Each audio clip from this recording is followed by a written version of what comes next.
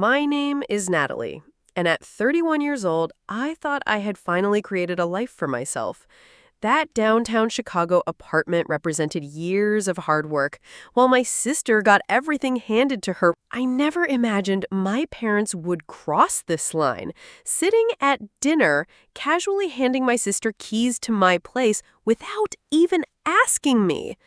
The look on their faces when I calmly said I moved out 6 weeks ago was priceless. If you are watching this, drop a comment telling me where you are from. Hit subscribe and stay tuned to hear how I finally stood up for myself after years of being the forgotten daughter. Growing up in suburban Illinois, I always felt like I existed in my sister Elaine's shadow. Our house in Naperville had 4 bedrooms, but somehow the spotlight only ever seemed to find its way to one child. From the beginning, the pattern was clear. Elaine received attention, praise, and resources, while I was expected to figure things out on my own. I still remember my 16th birthday. I had been dropping hints for months about a small gathering with my friends at this local pizza place I loved. When the day came, my parents had forgotten entirely. My mother was busy driving Elaine, then 11, to her dance recital. My father was working late. I ended up ordering a small pizza by myself and eating it in my room while looking through college brochures. Meanwhile, when Elaine turned 16, 5 years later, our parents rented out an entire venue, hired a DJ, and gifted her a used but perfectly functional car with a big red bow on top. School events followed the same pattern. My parents rarely attended my honor society inductions or debate team finals.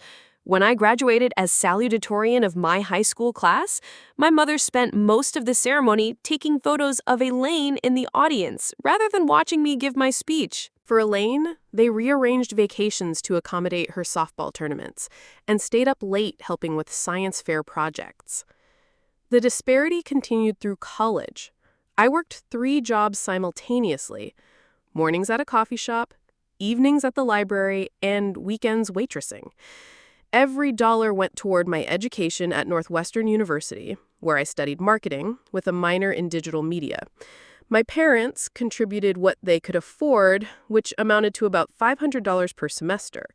Not enough for books, let alone tuition. Meanwhile, Elaine attended the University of Chicago with full parental support. She changed majors 4 times, took a semester off to find herself in Europe, and still graduated with no student loans thanks to our parents covering everything. When she struggled with classes, my father hired tutors. When she wanted to live off campus, they paid her security deposit and rent. After graduating, I landed an entry-level position at a digital marketing firm in downtown Chicago. The salary was modest, but I budgeted meticulously, living with 3 roommates in a cramped apartment far from the office. I packed lunches, skipped vacations, and put aside every spare dollar. After 3 years of promotions and side gigs, managing social media for small businesses, I finally saved enough for a down payment on a small 1-bedroom apartment in River North. That apartment meant everything to me. 900 square feet of hardwood floors, exposed brick, and windows that caught the morning light just right. The kitchen was barely big enough for a table, but I bought a beautiful secondhand island that served as both workspace and dining area. Every piece of furniture represented careful selection and saving. The gray sectional couch took 6 months of overtime to afford. The bedroom set came from 4 different thrift stores, painstakingly refinished on weekends. Nothing matched perfectly, but everything was intentionally chosen. Just before all this family drama started, I had gone through a painful breakup with Thomas, my boyfriend of 2 years. We met at a marketing conference and had what I thought was a solid relationship. He was creative, ambitious, and seemed to understand my complicated family dynamics. Then one evening, over dinner, he casually mentioned he had accepted a job in Seattle without discussing it with me. When I expressed shock, he seemed genuinely surprised that I might have wanted input on a decision that would effectively end our relationship. The breakup left me questioning my judgment and feeling particularly vulnerable. Despite the unequal treatment, I maintained a surface-level relationship with my family. I called my mother weekly. I sent birthday and holiday gifts. I attended Sunday dinners once a month, driving 40 minutes each way to sit at the table, where conversation inevitably centered around Elaine's latest drama or accomplishment. I smiled and nodded through stories about my sister's third attempt at graduate school or her newest boyfriend. I helped clear the table while my mother fussed over whether Elaine was eating enough. I hugged everyone goodbye while making mental calculations about how many weeks I could reasonably avoid the next dinner. These dinners were performances, where I played the role of supportive daughter and sister while keeping my true feelings locked inside. I learned early that expressing hurt or resentment only led to being labeled too sensitive or jealous. So, I built walls around my heart and learned to keep conversations superficial. My real life, my friendships, my struggles, my achievements all remained carefully separate from my family life. The apartment was my sanctuary from all of this, my proof that I could create something beautiful entirely on my own. Elaine's pattern of instability became impossible to ignore as we entered our 20s and 30s. While I built a steady career path with consistent promotions and growing responsibilities, my sister bounced between jobs like a pinball. She worked as a barista for 3 months before quitting because the early hours disrupted her creative energy. She lasted 6 weeks at an administrative position because her supervisor just did not understand her process. She tried selling real estate but gave up after failing to close any deals in 4 months. After each job ended, our parents stepped in with financial support. They paid her rent when she could not. They covered her car payments when she declared the work too stressful. They even funded a 3-month wellness retreat in Arizona when she claimed job hunting had triggered her anxiety. All while telling me how proud they were of my independence, as if my self-sufficiency was convenient rather than necessary. Her relationships followed similar patterns. Elaine cycled through boyfriends and roommates, each relationship ending with dramatic fallouts that somehow always positioned her as the victim. Friends would suddenly become toxic. Roommates would become impossible to live with. Each time, our parents would console her, offer advice, and ultimately, financial assistance. About 8 months ago, I started noticing concerning patterns regarding my apartment. The first incident happened after I invited Elaine over for dinner. As I was cooking, she wandered around opening closets and checking out my storage solutions. Her comment seemed innocent enough. "This place is so perfect for entertaining, and you have so much space for just one person." I thought nothing of it until she started asking detailed questions about my lease, monthly maintenance fees, and security arrangements.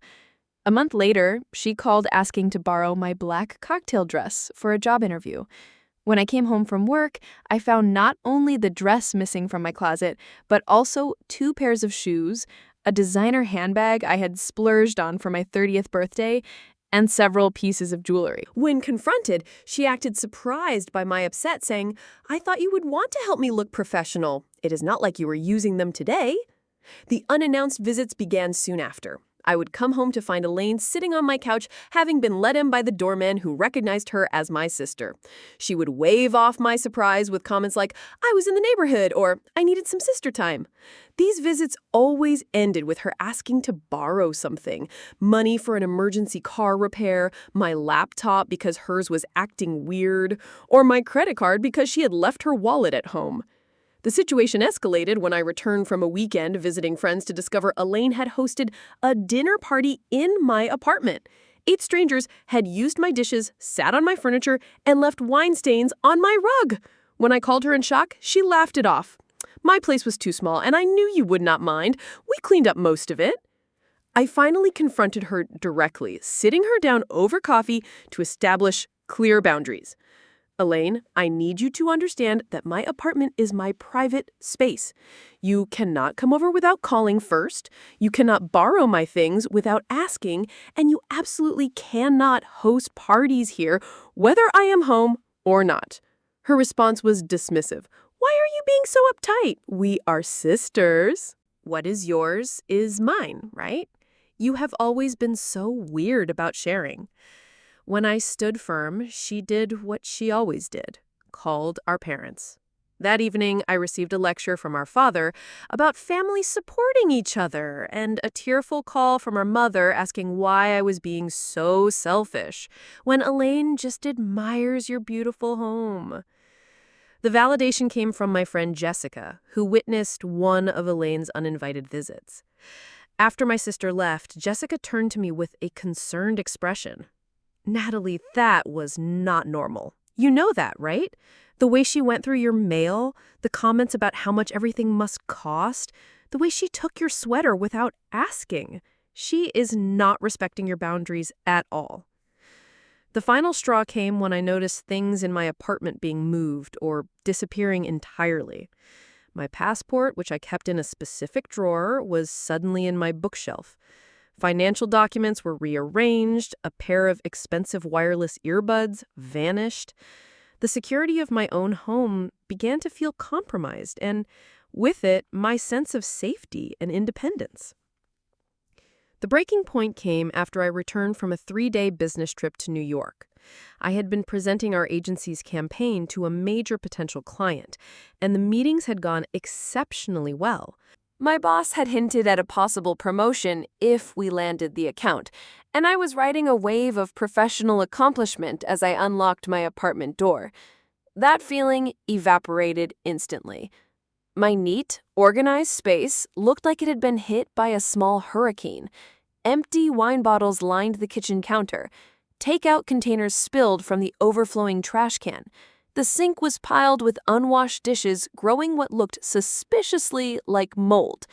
My couch pillows were strewn across the floor, and an unfamiliar jacket hung over my dining chair. As I moved through the apartment in growing horror, the violations multiplied. Multiple towels lay damp on my bathroom floor. My expensive face creams and serums had been used, caps left off, contents significantly diminished. The guest bedding I kept in the hallway closet was rumpled on the couch, along with several blankets I did not recognize. The most painful discovery waited in my bedroom.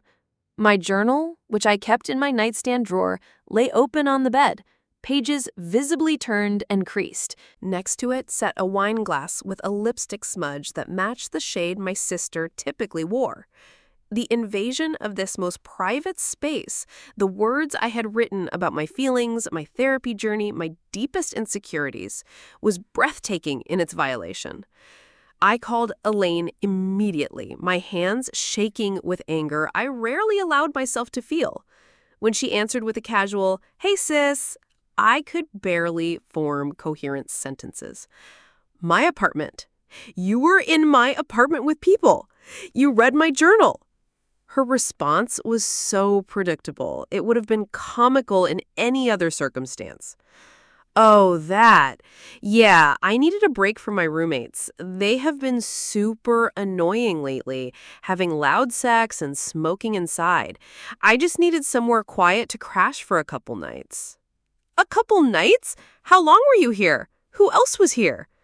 My voice had risen to a shout. Just a few friends, and only for like 3 nights, maybe 4. We cleaned up. The blatant lie, in the face of the disaster surrounding me, fueled my anger further. You did not clean anything. You went through my personal things. You read my private journal. You had strangers sleeping in my home without my knowledge or permission. Her voice immediately shifted to the wounded, tearful tone she used whenever confronted with consequences. Why are you yelling at me? I was in a really bad place emotionally. My roommate situation is toxic, and I just needed my big sister. I thought you would understand. I thought you would want to help me. Before I could respond, my phone beeped with an incoming call from our mother. Of course, right on cue. I declined it, but seconds later, Elaine said, "Mom wants us both at dinner tomorrow night. She says it is important." The emergency family dinner the next evening had all the elements of a carefully orchestrated intervention, except I was the one being intervened upon rather than the person who had violated boundaries. My parents' house looked exactly as it always had. Family photos dominated by Elaine achievements, furniture arranged to showcase my mother's collection of porcelain figurines, the faint smell of my father's pipe tobacco despite his doctor's orders to quit years ago. The tension was palpable as we sat down to my mother's pot roast. My father cleared his throat several times, a sure sign he was preparing for what he considered a serious conversation. My mother fluttered around, refilling water glasses no one had drunk from and rearranging serving dishes that needed no adjustment. After a painfully silent 15 minutes of eating, my father put down his fork with deliberate precision. "Your sister has had some challenges recently," he began, as though Elaine were not sitting directly across from me, studying her plate.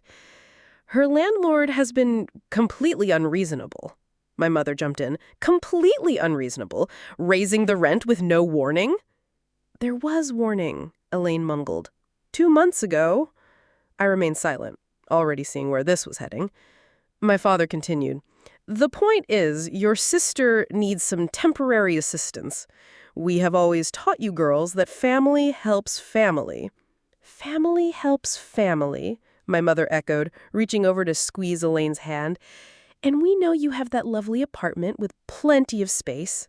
"Elaine was evicted," I stated flatly. "That is what this is about, is not it? She did not pay her rent again, and now she has nowhere to go." My parents exchanged glances. My mother's lips tightened into a thin line. "It is not an eviction if you leave voluntarily before it gets to that point." "We gave her the money for rent," my father added, a note of confusion entering his voice for the first time, "last month and the month before." Elaine suddenly became very interested in rearranging the peas on her plate. "So, what exactly are you asking me?" I knew the answer, but I wanted them to say it explicitly. "We think it would be best if Elaine stayed with you for a little while," my mother said, her voice taking on the syrupy sweetness she used when trying to manipulate a situation. "Just until she finds a new place. A few months at most." "Absolutely not." The firmness in my voice surprised even me. "Natalie," my father said, his tone hardening, "your sister needs help. This is what family does." "No, this is what our family does for Elaine. When I needed help with college tuition, I got a third job. When I needed a place to live, I found roommates and worked overtime. When I wanted to buy an apartment, I saved for years." "That is different," my mother interjected. "You have always been so independent, so capable." "And that became the excuse for giving me nothing while giving her everything," I said, the words I had swallowed for years finally spilling out. "I am not letting her move into my home. Not for a day, not for a week, certainly not for months." "You have 2 bedrooms," my father argued, his face reddening. "I have 1 bedroom and a home office that I need for my job.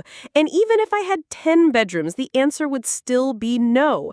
Elaine does not respect boundaries. She has proven that repeatedly." "Oh, boundaries," my mother said dismissively, waving her hand as if swatting away an annoying fly. "You and your boundaries. Sisters should share and support each other." "Support goes both ways," I said. "When has Elaine ever supported me? When has she respected my privacy or my possessions? When has she shown any concern for my feelings?" "You are being selfish," my father declared, playing his trump card, the accusation that had kept me in line for most of my life. "Your sister is family." "So am I said, rising from the table, tears streaming down my face despite my best efforts to contain them. "But that has never seemed to matter to any of you."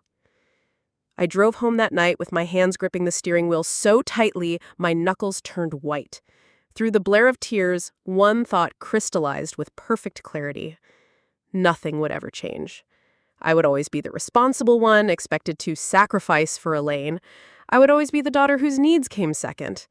I would always be giving pieces of myself away until there was nothing left.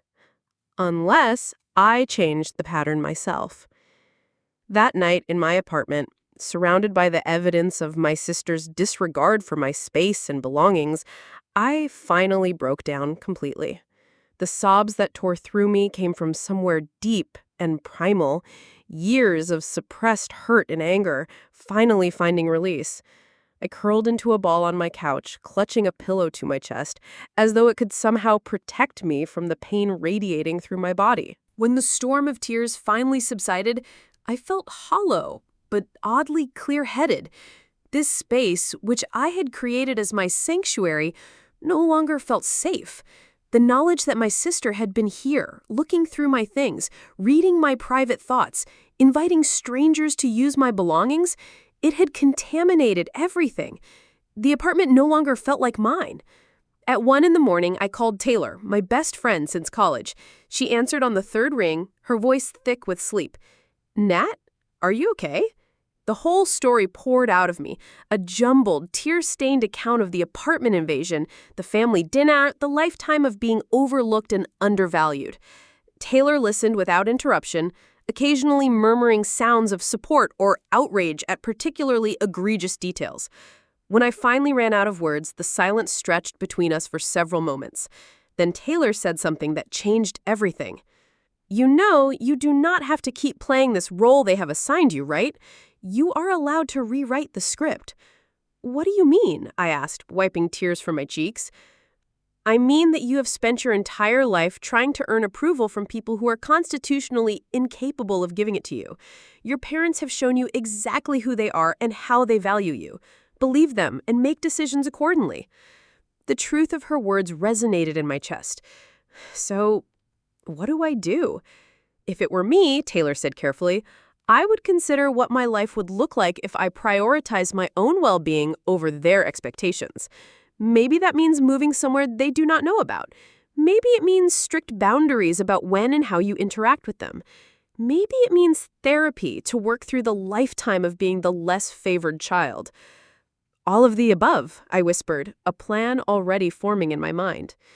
The next morning, I called in sick to work for the first time in 3 years. Instead of going to the office, I spent the day researching apartments in neighborhoods far from River North. By afternoon, I had scheduled viewings of 5 different places. The following day, I saw all 5 and fell in love with the last one. A 4th-floor walk-up in Wicker Park with creaky wooden floors, a tiny but updated kitchen, and windows that looked out on the courtyard filled with trees. It was smaller than my current place and considerably less polished, but it had character, and most importantly, no one in my family knew about it. I signed the lease that same day, putting down the security deposit and first month's rent from my emergency savings. The landlord, an older woman named Harriet who lived on the first floor, seemed delighted to have a quiet professional as a tenant. "When can you move in?" she asked as we completed the paperwork. "As soon as possible," I told her. Would this weekend work? With the new apartment secured, my plan took shape with surprising speed. I opened a new bank account at a credit union across town from my usual bank, transferring half my savings immediately. I set up mail forwarding to a post office box rather than directly to the new apartment. I began bringing small boxes of my most treasured possessions to work with me, then dropping them at the new place on my way home. I decided to leave most of the furniture behind. The couch, the dining table, the bed frame, all of it felt tainted by what had happened. Only my grandmother's antique reading chair, a few cherished books, my most beloved kitchen items, and my clothes made the journey to Wicker Park. The rest I would deal with later. Setting up the new apartment became a kind of therapy. Each item I brought was carefully considered. Did it bring me joy? Did it serve a purpose? Was it free from negative associations? The resulting space was minimalist, but deeply personal. I splurged on new bedding, a soft duvet in shades of blue and green that reminded me of the ocean. I hung plants in the windows and photographs of friends on the walls. I bought a secondhand desk that fit perfectly in the alcove by the window, creating a workspace that felt both productive and peaceful. As the new place took shape, I felt a weight lifting from my shoulders. For the first time in my adult life, I had created a space that was completely unknown to my family, a sanctuary in the truest sense of the word. The practical aspects of my disappearing act required careful planning. I changed the passwords on all my accounts. I spoke with my supervisor at work, explaining in vague terms that I was dealing with a family situation and needed to update my contact information. I arranged for packages to be delivered to an Amazon locker rather than to either apartment. I told only 3 people my new address: Taylor, Jessica, and my therapist, whom I had started seeing weekly. During the 6-week transition period, I maintained minimal contact with my family. I responded to texts with brief, uninformative replies. I deflected questions about getting together. I pleaded work deadlines when pressured about Sunday dinners. When my mother called, I kept conversations short and revealed nothing of substance. To anyone paying close attention, my withdrawal would have been obvious, but my family had never paid close attention to me unless they needed something. The new apartment quickly became more than just a living space. It became the headquarters for my emotional and psychological rebirth. Without the constant anxiety of unexpected visits or violations of my privacy, I found myself relaxing in ways I had not experienced before. I slept more soundly. I experimented with cooking elaborate meals just for the pleasure of it. I invited friends over without worrying about what they might report back to my family. Taylor visited often, bringing housewarming gifts and takeout dinner. "You look different," she observed one evening as we shared Thai food on cushions on the floor, my new dining table still on backorder. "More peaceful. I feel different," I admitted, "like I can finally breathe." In therapy, I worked through the complex emotions surrounding my family dynamics. The grief of never being the favorite child, the anger at years of unequal treatment, the guilt that still occasionally surfaced when I thought about my secret life. Dr. Reeves helped me understand that boundaries were not just healthy, but necessary, and that my parents' inability to respect mine was their failure, not mine. Families operate according to unspoken rules and assigned roles, she explained during one session. You were assigned the role of the self-sufficient one, the one who needs nothing. That worked for the family system, but it did not work for you. By changing your behavior, you are disrupting that system. Expect resistance. The resistance, when it came, was exactly as predicted. As the weeks passed, my parents' messages became increasingly urgent. My mother's texts evolved from casual check-ins to worried inquiries about my health and well-being. My father, who rarely communicated directly, began calling on his drive home from work. Elaine, predictably, vacillated between angry accusations and tearful apologies, depending on what she thought might get a response.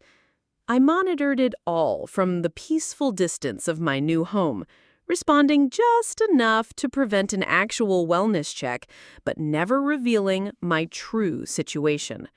The space allowed me to see with painful clarity how conditional their concern really was, how quickly their worry about my well-being transformed into irritation when I failed to behave according to the established pattern. By the 6th week mark, I had settled fully into my new life. My name was on the mailbox, I knew the best coffee shop within walking distance, and had become a regular at the farmer's market every Saturday. I had met 2 neighbors who seemed potential friend material, one a graphic designer who worked from home, the other a kindergarten teacher with a contagious laugh. The apartment felt completely mine in a way no space ever had before. I knew a confrontation with my family was inevitable. I even knew it would be painful. What I did not know was exactly when or how it would happen. As it turned out, my mother made that decision for me with a text that simply read, "Emergency family dinner tomorrow night. No excuses, 6 p.m. sharp." In the weeks leading up to that fateful dinner, my parents' attempts to contact me had grown increasingly frantic. My phone would light up with my mother's name 5 or 6 times a day, the voicemails growing progressively dramatic. "Natalie, honey, we are getting worried about you." Then, Natalie, please call us back. We just want to know you are okay.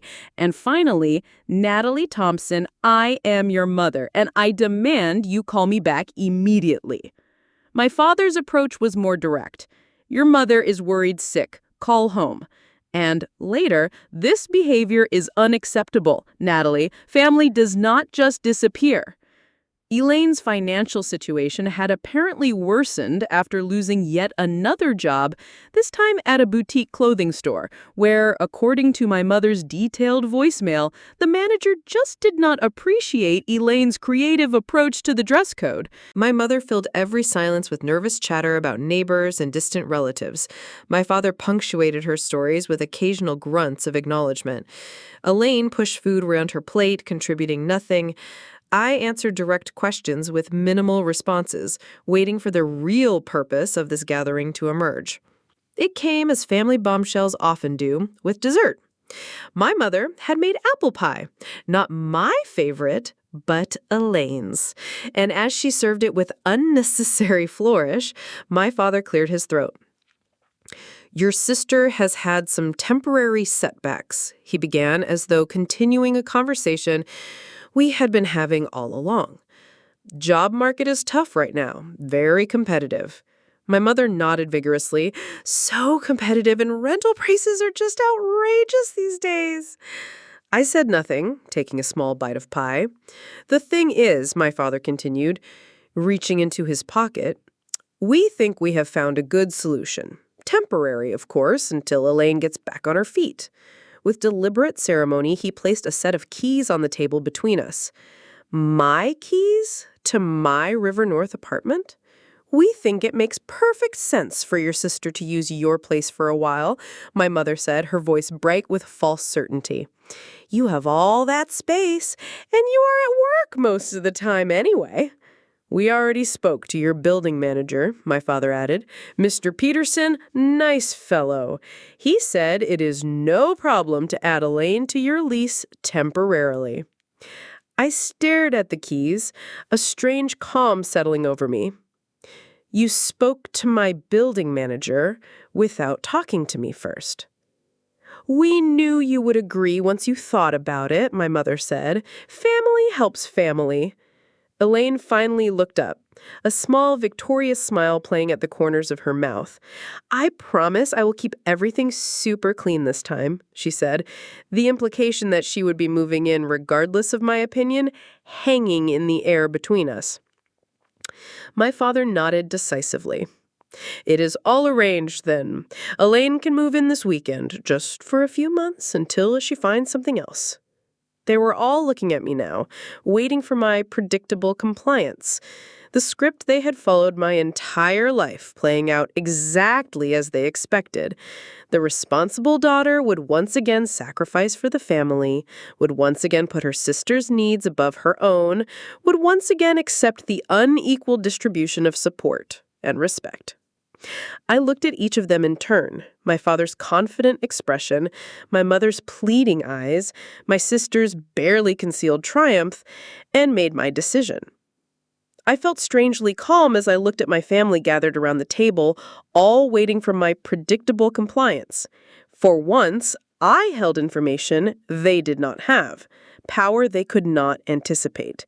The irony that they had inadvertently created this situation through their own actions was not lost on me.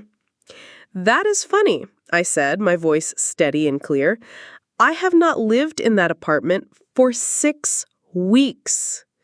The silence that followed was absolute. My mother's fork clattered against her plate. My father's confident expression froze, then crumbled into confusion. Elaine's smug smile vanished, replaced by widening eyes and parting lips. "What do you mean you have not lived there?" my mother finally asked, her voice trembling slightly. "Where have you been staying?" My father leaned forward, his face flushing with the first stirrings of anger, always his go-to emotion when control slipped from his grasp. "What are you talking about, Natalie? Of course you live there. We were just on the phone with your building manager yesterday." I still own the apartment, I clarified. I still pay the mortgage, but I do not live there anymore. I moved out 6 weeks ago after Elaine let herself in while I was on a business trip, invited strangers over, went through my personal belongings, and read my private journal. Elaine's face went pale, then red. It was not like that. It was exactly like that, I countered, still maintaining my composure. You violated my space and my privacy. You always have, because you have never been taught that other people's boundaries matter. Boundaries again, my mother said, throwing up her hands. We are family, Natalie. Family does not have boundaries.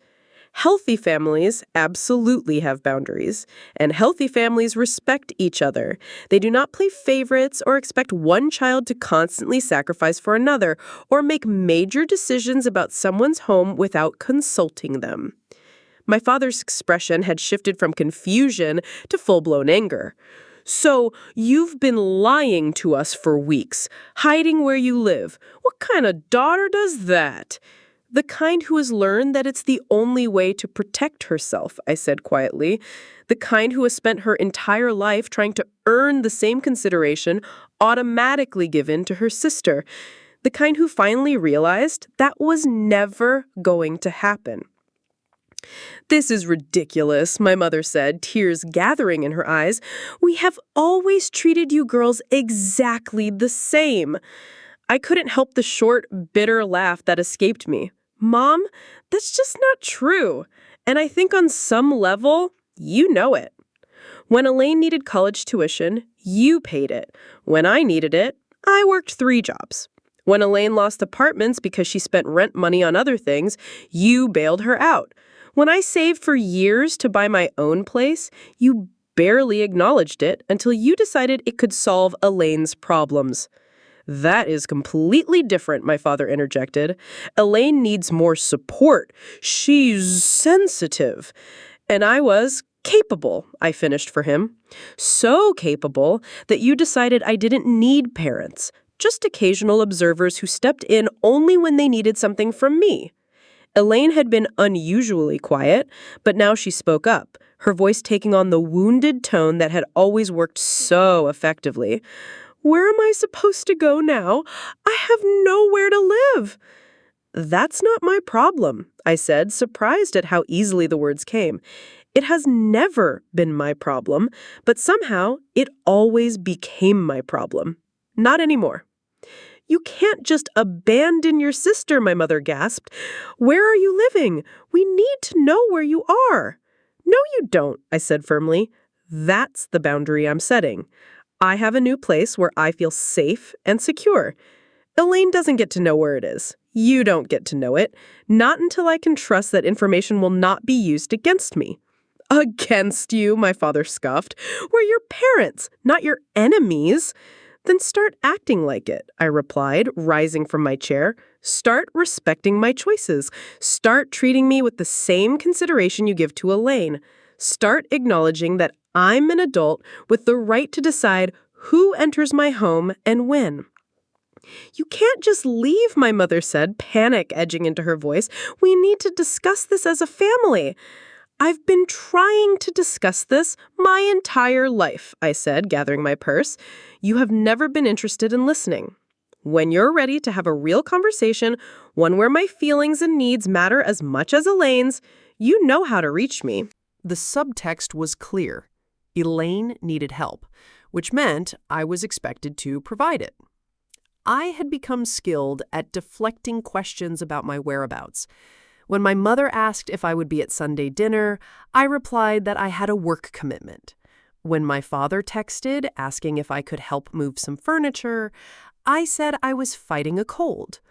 When Elaine asked if she could crash on my couch just for tonight, I claimed my apartment was being painted. These excuses worked because my family had always accepted my independence as a fixed character trait rather than a hard-won achievement. They assumed I was just being difficult or going through some phase.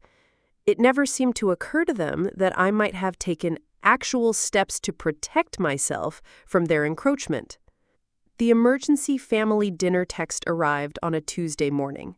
My immediate instinct was to ignore it, but Dr. Reeves had been helping me recognize the difference between avoidance and boundaries.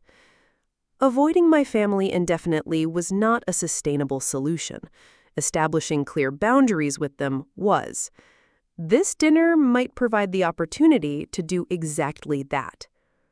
"I will be there," I texted back to my mother. The 3 simple words immediately triggering a flurry of happy face emojis in response. As I drove to my childhood home that Thursday evening, my stomach clenched with anxiety. I had prepared as thoroughly as possible, rehearsing responses to likely scenarios with both Taylor and Dr. Reeves. I had meditated that morning, gone for a long run, and worn an outfit that made me feel confident, a tailored blazer over a simple blouse and jeans. Still, as I parked in the driveway, the familiar weight of family expectations settled on my shoulders. The house looked exactly as it always did. My mother's carefully tended flower beds, my father's meticulously trimmed lawn, the porch light welcoming visitors, while the interior revealed warm, golden light through partially drawn curtains. The perfect suburban tableau. I took a deep breath, straightened my shoulders, and rang the doorbell rather than using my key. A small act of separation that did not go unnoticed by my mother when she opened the door. "Since when do you ring the bell?" she asked, her attempt at lightness undermined by the tension around her eyes. "This is still your home, you know." "Is it?" I replied quietly, stepping past her into the foyer. The atmosphere inside was thick with unspoken tension. My father sat in his usual recliner, newspaper folded beside him, pretending to watch a baseball game with the volume turned low. Elaine perched on the edge of the sofa, scrolling through her phone with phone nonchalance. She glanced up as I entered, her expression unreadable. "Dinner will be ready in 10 minutes, my mother announced, hurrying back to the kitchen. "I made your favorite pot roast with those little red potatoes you like." It was Elaine who loved those potatoes, not me. I had been vegetarian for 3 years, a fact my mother consistently forgot or ignored. Rather than correcting her, I simply nodded and took a seat as far from Elaine as possible. Dinner was a masterclass in passive-aggressive communication. My mother filled every silence with nervous chatter about neighbors and distant relatives. My father punctuated her stories with occasional grunts of acknowledgement. Elaine pushed food around her plate, contributing nothing. I answered direct questions with minimal responses, waiting for the real purpose of this gathering to emerge.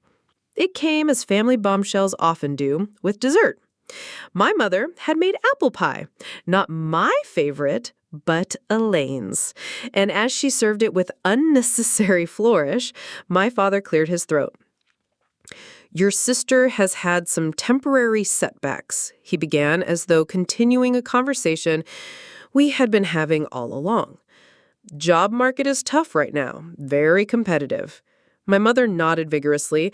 "So competitive, and rental prices are just outrageous these days." I said nothing, taking a small bite of pie. "The thing is," my father continued, reaching into his pocket, "we think we have found a good solution. Temporary, of course, until Elaine gets back on her feet." With deliberate ceremony, he placed a set of keys on the table between us. "My keys to my River North apartment? We think it makes perfect sense for your sister to use your place for a while," my mother said, her voice bright with false certainty. "You have all that space, and you are at work most of the time anyway." "We already spoke to your building manager," my father added. "Mr. Peterson, nice fellow.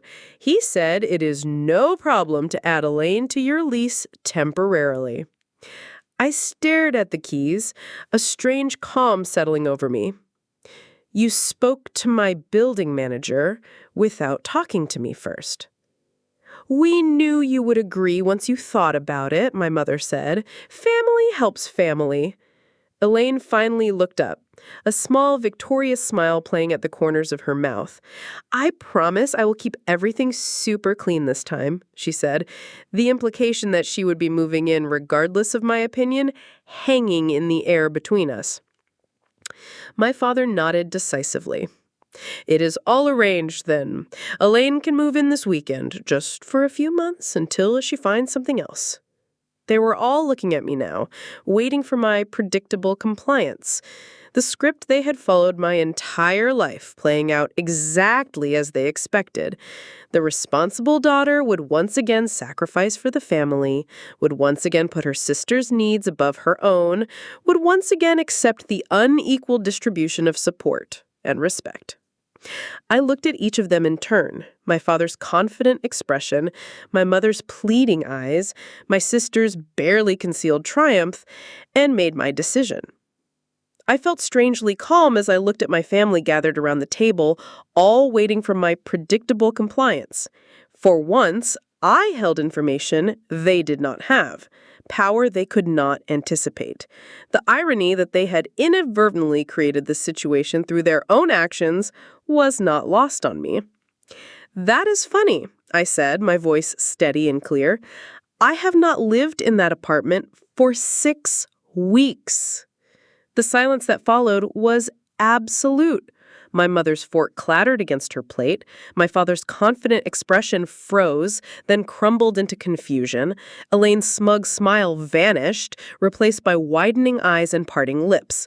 "What do you mean you have not lived there?" my mother finally asked, her voice trembling slightly. "Where have you been staying?" My father leaned forward, his face flushing with the first stirrings of anger, always his go-to emotion when control slipped from his grasp. "What are you talking about, Natalie? Of course you live there. We were just on the phone with your building manager yesterday." "I still own the apartment," I clarified. "I still pay the mortgage, but I do not live there anymore. I moved out 6 weeks ago after Elaine let herself in while I was on a business trip, invited strangers over, went through my personal belongings, and read my private journal." Elaine's face went pale, then red. It was not like that." "It was exactly like that," I countered, still maintaining my composure. "You violated my space and my privacy. You always have, because you have never been taught that other people's boundaries matter." "Boundaries again," my mother said, throwing up her hands. "We are family, Natalie. Family does not have boundaries." Healthy families absolutely have boundaries, and healthy families respect each other. They do not play favorites or expect one child to constantly sacrifice for another or make major decisions about someone's home without consulting them. My father's expression had shifted from confusion to full-blown anger.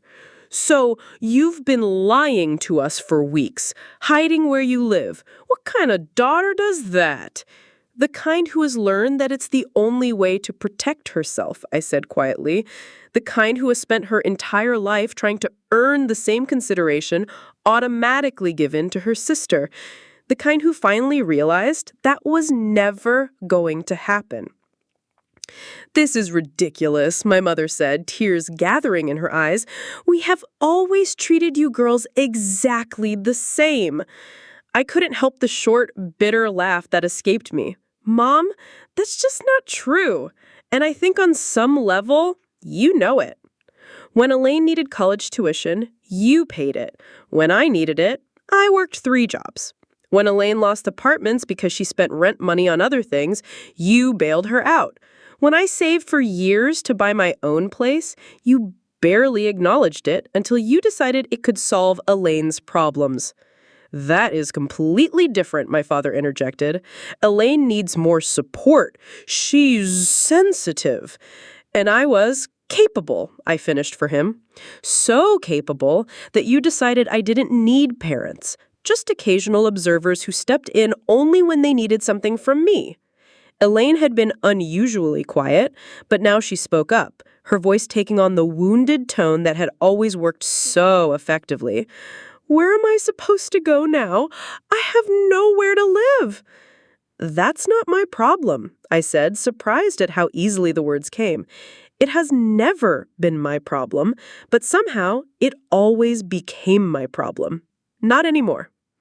You can't just abandon your sister, my mother gasped. Where are you living? We need to know where you are.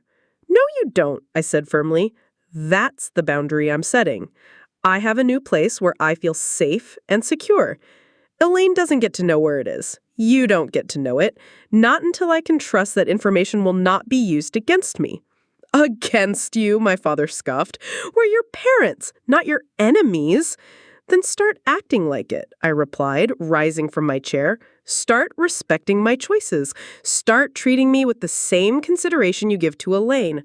Start acknowledging that I'm an adult with the right to decide who enters my home and when. You can't just leave, my mother said, panic edging into her voice. We need to discuss this as a family. I've been trying to discuss this my entire life, I said, gathering my purse. You have never been interested in listening. When you're ready to have a real conversation, one where my feelings and needs matter as much as Elaine's, you know how to reach me. And if we need to see you, if there is an emergency, my father's voice had lost some of its certainty, you can call or text. If it is a genuine emergency and not another attempt to manipulate me into solving Elaine's problems, I will respond. Elaine was crying now, real tears streaming down her face. You are being so mean. I just needed help. For the first time, I looked directly at my sister, seeing not the perpetual victim she portrayed, but the adult who had consistently chosen to take rather than ask, to assume rather than earn. You have always needed help, Elaine, and I have always given it, even when it hurt me to do so. That ends today. It is time for you to solve your own problems. As I walked toward the door, my mother followed, her hands fluttering anxiously. You cannot just walk away from family, Natalie. Family is forever. I paused, my hand on the doorknob. I am not walking away from family, Mom. I am walking away from the role you assigned me in this family. I am still your daughter. I still love you, but I will not be Elaine's safety net anymore, and I will not be the dependable one you only notice when you need something. The drive back to my new apartment was surreal. My hands should have been shaking. My heart should have been racing. Instead, I felt a profound sense of peace washing over me. For the first time in my adult life, I had spoken my truth without apology or modification. I had set a boundary and held it despite the emotional manipulation that had always worked before. As I climbed the 4 flights of stairs to my apartment, I realized I was smiling. The space that greeted me felt more like home than anywhere I had ever lived, not because of the furnishings or the location, but because it represented a choice I had made entirely for myself, a choice to value my own well-being, a choice to rewrite the script of my family relationships, a choice to finally, truly put myself first. The days following the confrontation brought a storm of emotions I had not fully anticipated. Relief came first, a profound unburdening that left me feeling physically lighter. Then came waves of doubt. Had I been too harsh?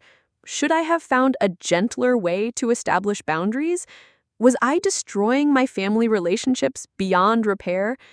Guilt followed, deeply ingrained from years of being told that family obligation trumped personal needs, and underneath it all, a current of grief for the supportive family I had always wanted but never truly had. The initial loneliness was harder than I expected. Sunday evenings, when I would normally have been at family dinner, felt particularly empty.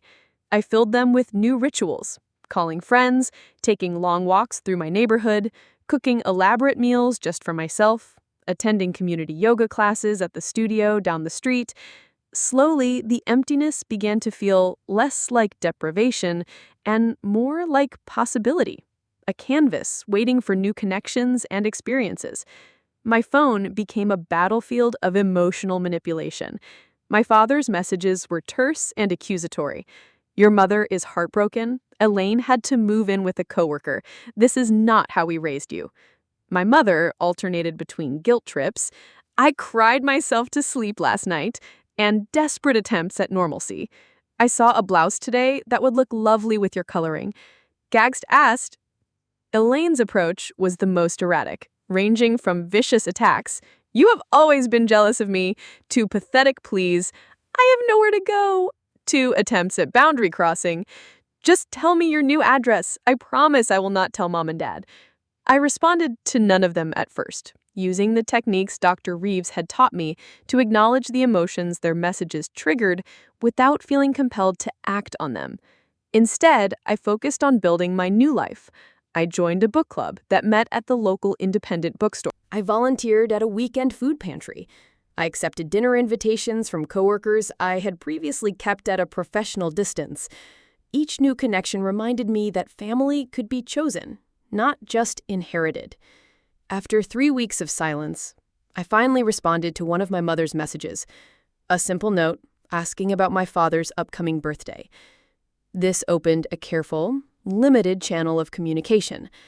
I answered texts, but ignored emotional manipulation. I deflected questions about my location. I responded to updates about extended family, but not to news about Elaine's latest crisis. It was exhausting at first, this constant vigilance, but gradually it became second nature.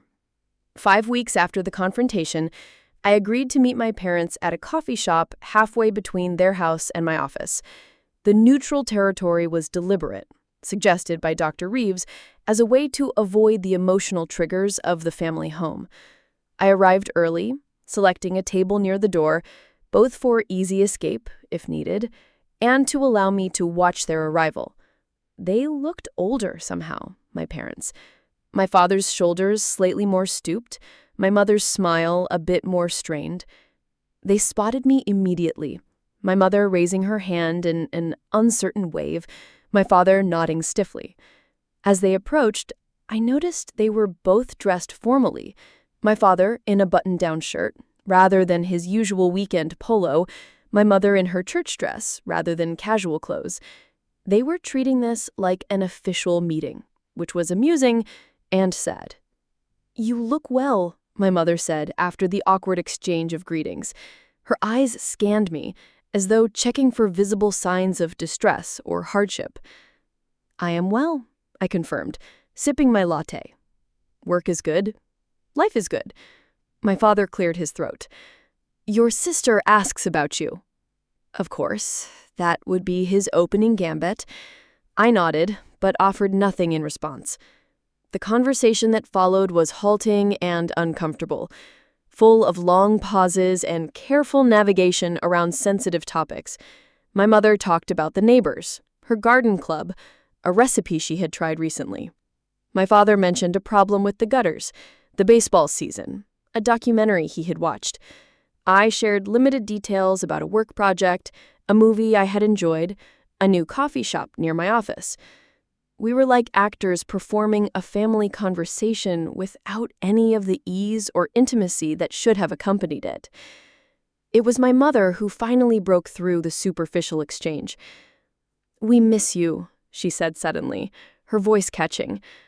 "The house feels empty without you coming for Sunday dinners." "I have not lived at home for 12 years, Mom," I pointed out gently. "I know, but you were still part of our routine, part of our lives." Tears welled in her eyes. "I do not understand why that had to change."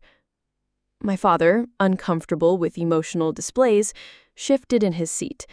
"What your mother is trying to say is that we may have taken your independence for granted, your consistency." It was perhaps the closest thing to an admission of fault I had ever heard from him. I waited, allowing the moment to breathe. "I never meant to make you feel less important than your sister," my mother continued, dabbing at her eyes with a napkin. "You were always so capable, so self-sufficient. Elaine needed more of my time, my attention." "That is the problem, Mom," I said quietly. "You confused capability with not having needs. Everyone has needs. I just learned early on that mine would not be met, so I stopped expressing them. My father frowned. That is not fair, Natalie. We provided for you. We supported your education. You paid $500 per semester toward my education, I corrected. I worked 3 jobs to cover the rest. You paid for Elaine's entire degree, plus her apartment, plus spending money. Can you see how different that is? He opened his mouth to argue, then closed it again, something like realization dawning in his eyes. We never meant to hurt you, my mother whispered. I believe that. But you did hurt me, and you continued hurting me even when I tried to establish boundaries. The apartment situation was just the final straw. Giving Elaine keys to my home without even asking me. That showed me exactly how little you respected me as an adult with my own life. My father looked down at his untouched coffee. We should have asked you first. The simple acknowledgement, so long in coming, loosened something in my chest. Yes, you should have. Can you forgive us? My mother asked, reaching across the table for my hand. I let her take it, but my response was measured. Forgiveness is a process, not an event. I am working on it, but rebuilding trust will take time and consistent effort from all of us. And Elaine, my father asked, she is still your sister. Elaine and I will need to find our own way forward, I said firmly. That is between her and me. She is staying with her friend Jasmine right now, my mother offered, but it's not ideal, very small apartment. I recognized the subtle attempt to reactivate my sense of responsibility and shook my head. Mom, I'm not responsible for Elaine's housing situation. That is exactly the pattern we need to break. They both looked uncomfortable, but did not argue further. As we prepared to leave, my mother asked the inevitable question. When will we see you again? Will you come to Sunday dinner next week? Not yet, I said, honestly. I need more time, but maybe we could meet for coffee again in a couple of weeks. It was a small step, but their cautious smiles suggested it was enough for now. Elaine was noticeably absent from that first meeting, and from the careful text exchanges that followed. 3 weeks later, I received a message from her that stood out from her previous communications. I am starting therapy. The therapist says I should apologize to you when I'm ready. I am not ready yet, but wanted you to know I'm working on it. It was the first time my sister had ever acknowledged, even indirectly, that her behavior might require amends. I sent back a simple response. I am proud of you for taking that step. In my own therapy sessions, Dr. Reeves helped me process the complex emotions of rebuilding family relationships on new terms. What you are doing is incredibly difficult. You are not just changing your own behavior, you are asking an entire family system to change patterns established for decades.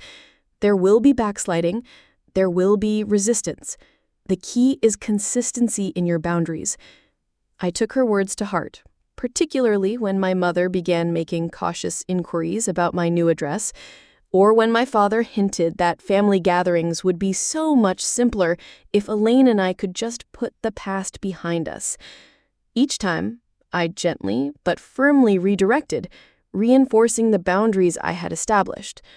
Meanwhile, my life in Wicker Park flourished. I befriended Zoe, the kindergarten teacher from down the hall, who introduced me to her circle of friends. I joined a community garden on the block, tending to herbs and vegetables in a small plot that connected me to neighbors of all ages. I accepted a promotion at work that acknowledged the quality of my contributions rather than just my reliability. Most importantly, I developed a new relationship with myself without the constant drain of family expectations and boundary violations. I discovered interests and aspects of my personality that had been suppressed for years. I took a pottery class and found I had a natural aptitude for working with clay. I joined a hiking group that explored state parks within driving distance of Chicago. I began writing short stories, something I had enjoyed in college but abandoned in the demands of adult life. 6 months after that confrontation at my parents' dinner table, I invited them to meet me at a restaurant near my new apartment. It was a calculated risk, bringing them into my neighborhood, but one that felt right. After dinner, I walked them to my building, but did not invite them up. The boundaries still holding firm, but softening enough to allow them this knowledge. "It looks nice," my father said, studying the brick facade with approval. "Good neighborhood." "It is," I agreed. "I am happy here." My mother squeezed my hand. "That is what matters, honey, that you are happy."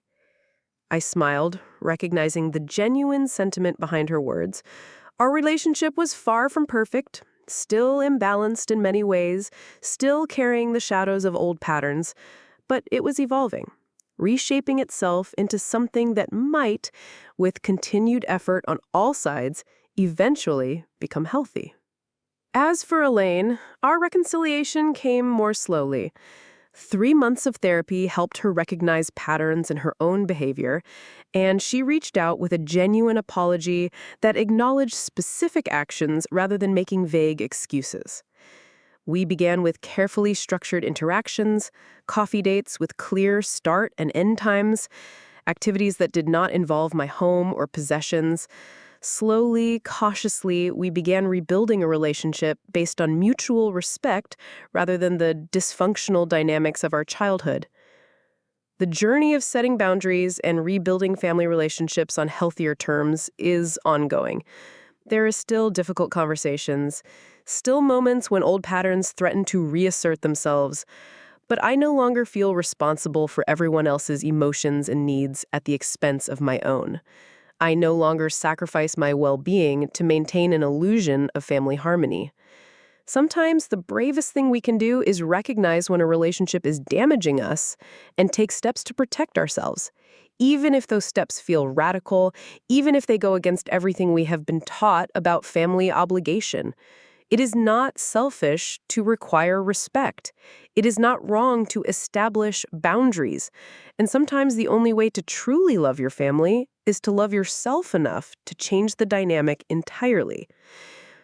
Have you ever had to set difficult boundaries with family members who constantly cross them? I would love to hear your stories in the comments below. Remember that protecting your peace is not selfish. It is necessary for your well-being. If this story resonated with you, please give it a like and subscribe to hear more stories about finding strength through difficult family dynamics. Share with someone who might need to hear that setting boundaries is an act of self-care, not selfishness. Thank you for listening to my journey, and I hope it helps you navigate your own path to peace.